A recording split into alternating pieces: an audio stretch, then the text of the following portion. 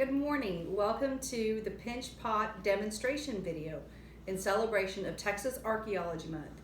You should have received a packet with some clay and some wooden tools for shaping your pinch pots. You'll want to have a small bowl of water to keep your hands damp or to add water to the clay. Probably want to have a small hand towel too in order to wipe off that excess water. Okay, so how do we begin?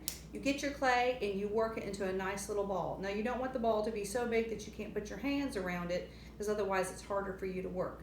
Once you get your ball made, you set it on the tabletop and you push your thumb right down in the middle of it. Now don't push too far or you'll break through the bottom, make a hole, and you'll have to start over. Once you have your thumb down about 3/4 of the way into the clay ball, begin pinching the side walls, hence why it's called a pinch pot, but you don't want to pinch too tight or too much or you'll break through those walls. As you work the sides, pinch and pull up and you'll start to form a little pot.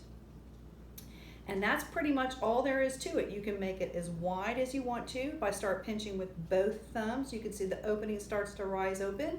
You can keep pulling upwards to make it a little bit taller. Once you've got the pot the shape you would like, take your little wooden tools that came in your kit and you can start drawing little marks or decorations, your name in the walls or on the base. If you have a little bit of extra clay, you can add pieces like little flower petals or bunny ears to your pinch pot. So just keep on having fun with your clay and enjoy your time. Thanks.